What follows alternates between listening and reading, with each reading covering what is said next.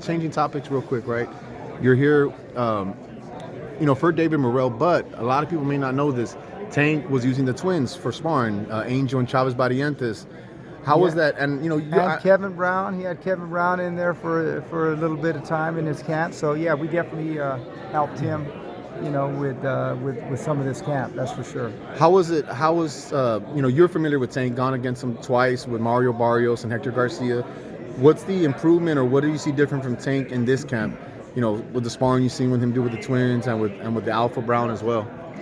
Definitely, I think he's super focused for this fight. I think he's going to go out there and definitely want to make a huge statement that he's the face of boxing. And this is a huge step towards that. He goes out there and, makes a dominant performance. He's definitely at the top of the food chain in the sport, if not already. Definitely with a great statement victory, he will be at the top of the food chain for sure. How do you game plan against Tank? You've had to do it. You've had to try it and do it. How do you game plan? What do you try to attack, or what's the plan for him, for a guy like that? He can fight on 3 levels. He can fight. He doesn't have the longest arms, but he can still fight at distance. He's short, but he's very good with his feet. So he can fight long. He fight in the mid range, and he can also fight on the inside, obviously. So very difficult to game plan for him. Unless you have a real superior a fighter or somebody at just total equal caliber. Is very, very difficult because you almost have to have a perfect fight in order to beat him. So, that's a tough task at hand unless you have that guy that's at the absolute level of him. Then all things being equal, the corners can make the difference, and that'll be the difference in game planning who's going to win or lose.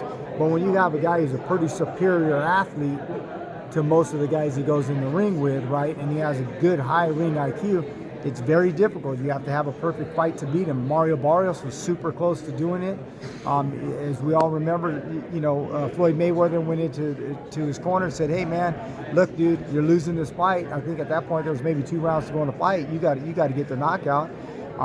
Unfortunately for us, he was able to do that. I think in the Hector Garcia fight again, they stopped the fight in the 9th. It was a very, very, very close fight. It could have went either way at that point. And again, he has tremendous punching power. We got caught, and the rest is history. And that's the dynamic that he has, and that's why it's so difficult to game plan for him or beat him, because you almost got to be perfect. And of course, everyone knows his punching power, but does his boxing ability, and then the way he's able to kind of move around a little bit when he wants, like with Pitbull, he showed he can move around when he needs to. Does that kind of make him awkward? Because Mario Barrios hit him with that shot, and he kind of played it off, and he kind of fell into the ropes. He had a good poker face that night. That's for damn sure. Again, he's just a tremendous talent. He could do so many different things. He's got great athleticism. He's got good feet. Got good ring high IQ. He fights on different levels, high, low. Changes the levels very, very well, and just a great fighter. I mean, Prediction, Tank Ryan? I gotta have one. Would I be surprised if Ryan wins this fight? No. Joe Goosen, I'm a big believer in him. Obviously, I was under his wing for a while, and I learned a lot from Joe. So, and we all know, the type of corner man he is. When he did with Corrales Castillo, when he gave that advice, made him and Angelo Dundee giving the advice to Sugar Ray Leonard, "You're blowing it, kid." Joe telling him, "Hey, you got to F and get inside on him now," and those types of things. So Joe's a great corner guy. I think he's elite. He's a Hall of Famer for a reason. Can he come up with a game plan to win this fight? Sure. I do favor Tank winning this fight by a late stoppage. But we'll see. I think Ryan definitely has a chance to win this fight. He's got quick reflexes. He's got length. He's got a great left hook.